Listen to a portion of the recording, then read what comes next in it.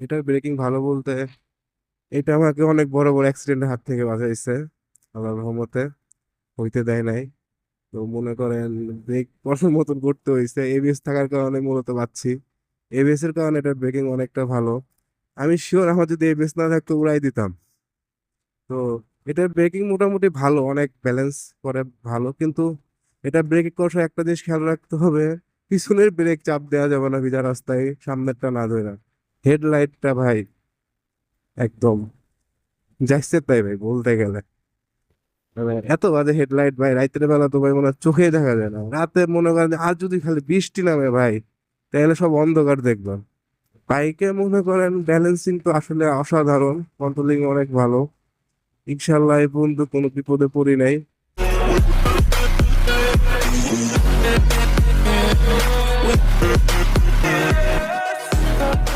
আসসালামু আলাইকুম সবাইকে, welcome back to my YouTube channel frame of Arin. আশা করি আপনারা সবাই ভালো আছেন। তো আজ আমি কথা বলবো আমার এই এফজেড এর ভার্সন 3 ডিলাক্স বাইকটা নিয়ে। তো এটার কিছু ভালো দিক এবং খারাপ দিক, বলতে গেলে তিতা এবং মিঠা দিক। তো অনেকের অনেক মন্তব্য থাকতে পারে বা অনেকের ওরকম অনেক রকমের ইয়ে আছে যে ভালো খারাপ। তবে বাইকটা যেহেতু আমার বেশ কিছুদিন রাইড করছি, তো আমার কাছে যে যে জিনিসগুলা খারাপ এবং ভালো লাগছে, তো এইগুলো আপনাদের কাছে শেয়ার করব। তো ফার্স্ট অফ অল ভালো দিকই বলি। এটার মানুষ বলে যে কমফোর্টই সব কিনা, তাই না? অনেকে বলে যে ভাই প্লাটিনা, এরপরে অন্য অন্য যে 100 সিসি যে বাইকগুলো আছে এগুলো তো কমফোর্ট আছে, তো এইগুলো সব কিনা। তো একদিক দিয়ে বলতে গেলে কমফোর্ট সব হয়, কারণ যে 150 সিসি একটা বাইকে যেরকম কমফোর্ট আছে, আপনি যতই রাইড করেন না কেন, মানে প্রতিদিন যদি 500-1000 কিলোমিটার রাইড করেন তাও ব্যাক পেন হবে না, হাতে ব্যথা হবে না। হাইওয়েতে, নট অন সিটি, কারণ সিটির ভিতরে ভাই বারবার ক্লাচ ধরা লাগে, ব্রেক পুশ করা লাগে, ডাইনে বামে মোড়া লাগে, একটু ব্যথা হয়। এটা আমারও হয়, ফিল করছি, কিন্তু হাইওয়েতে বলেন, লং ট্যুরে বলেন, এটা কখনো হয় নাই।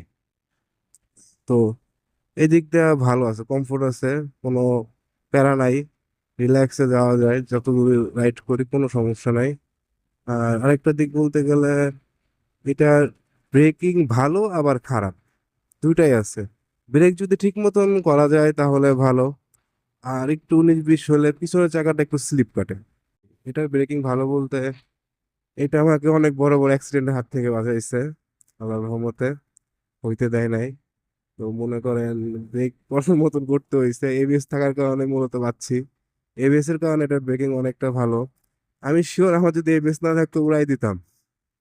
তো এটার ব্রেকিং মোটামুটি ভালো, অনেক ব্যালেন্স করে ভালো, কিন্তু এটা ব্রেক করার সময় একটা জিনিস খেয়াল রাখতে হবে, পিছনের ব্রেক চাপ দেওয়া যাবে না ভিজা রাস্তায়, সামনেরটা না ধরে। পিছনেরটা চাপ দিলে ওই টাইমে বাইক পিছনের জায়গায় স্লিপ কাটে। এটা আমার সাথে একবার না বেশ কয়বার হয়েছে, যে আমি পিছনের ব্রেক একটু জোরে ধরছি, সামনেরটা ধরছি কিন্তু পিছনেরটা একটু জোরে ধরছি, গাড়ি আমার স্লিপ করছে। তো পিছনের ব্রেক একবার চাপ দেওয়া যাবে না। তো দুইটা একসাথে ব্রেকিং অনেক ভালো, তো কন্ট্রোলিংও অনেক ভালো, গাড়ি এই দিক দিয়ে অনেক ভালো লাগছে।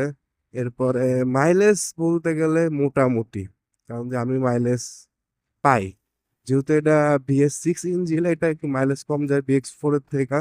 তো এটা মাইলেজ আমি মোটামুটি যা পাই চলে, আলহামদুলিল্লাহ আমার কাছে চলে। কারণ অনেকে চলতে নাও পারে, আমি এভারেজে এমনও গেছে 40, মানে গাড়ি যখন ফার্স্টে কিনছি আমি আমি মাইলেজ 50, 52, 50 পেয়েছি, তারপর আস্তে আস্তে কমতে কমতে 48, 45, এখন যা 40। তারপর মাঝে দেখছি আমার 36 এসে নেমে গেছে। তো বাইকটা এরকম না যে আমি মেনটেনেন্স করি না, প্রপার মেনটেন হয়, তারপর মাঝে মাঝে অনেক সময় তেলের কারণে, এরপরে ফিউল স্টেশনের চুরির কারণে তেলে একটু মাইলেজ কম বেশি যায়। তবে আমার হিসেবে অ্যাভারেজ 40 যায়, যেটাই যে আলহামদুলিল্লাহ ভালো যায়। হ্যাঁ, তবে হ্যাঁ এই বাইক টানাটানি বাইক না। এই বাইক নিয়ে আপনি টানাটানি করতে পারবেন না হাইওয়েতে, যে টানাটানি করবেন মানে আপনার ওভারটেক করতে গেলে সমস্যা। এটাই ফিল করছি প্রচুর আকারের। কারণ যে বাইক নিয়ে আপনার হাইওয়েতে যাওয়া যায়, নর্মালি সাইড দিয়ে চলবেন, কোনো সমস্যা নাই, কিন্তু ওভারটেক করবেন, খিচাখিচি করবেন, এটাই সমস্যা আছে। কারণ যে যখন একটা গাড়ি ওভারটেক করতে হয়, আমরা যারা রেগুলার হাইওয়েতে রাইড করে জানি রেগুলার গাড়ি ওভারটেক করতে হয়, তো ওই টাইমে ওভারটেক করার সময় কনফিডেন্স লেভেল কমে যায়, পিক আপের তখন জোর থাকে না। আমার কাছে মনে হয় এটার থেকে এফজেড ভার্সন 2 যেটা আছে এটা যে যদি আমি ওভারটেক করতে যাই তাও কনফিডেন্স ভালো পাওয়া যায়, কারণ আমার একটা ফ্রেন্ডের বাইক আছে, ওইটা আমি রাইড করছি। তো ওই টাইমে যখন আমি ওভারটেক করছি ওইটাতে কনফিডেন্স ভালো পাইছি, কিন্তু আমি আমারটাতে কনফিডেন্স পাই না। মানে যখন স্পিড আসে তখন অনেক লেট হয়ে যায়। তো এই কারণে আবার এই গাড়িটা নিয়ে আপনি পাহাড়ে বলেন, ভাঙা রাস্তায় বলেন, ওইখানে চালায় অস্থির মজা। তবে আমার লাস্ট সাজেক ট্যুর, এরপর রাঙামাটি গেছি, ভালোই ঘোরা হয়েছে পাহাড়ে। তো আমি এটাকে পাহাড়ে চালায় অস্থির মজা পাইছি বলার বাইরে, যেটা আমি হাইওয়েতে পাই নাই। হাইওয়েতে মনে করেন আমার বাইক ছিল সবার পিছনে। এটার আরেকটা সমস্যা হচ্ছে কি, এটা হেডলাইটটা ভাই একদম যাইছে তাই ভাই বলতে গেলে।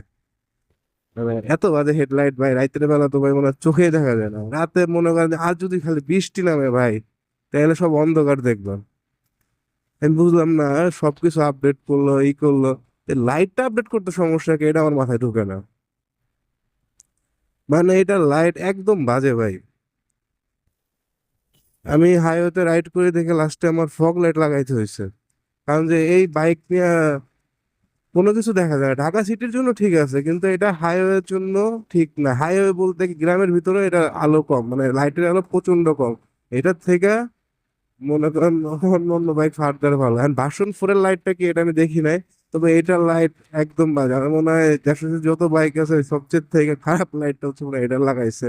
তো কোম্পানি চাইলে পারে লাইটটা আপডেট করতে বা অন্য কোনো সিস্টেম করতে। সাপোজ এটার ভিতরে এটা যে লাইটটা এটা হচ্ছে এলইডি লাইট, মানে ডিরেক্ট এলইডি লাইটের মতন। এটা যদি আলাদা বাল্বের মতন হইতো বা হইতো তাহলে চেঞ্জ করা যেত, কিন্তু এটা সেই সুযোগটাও নাই।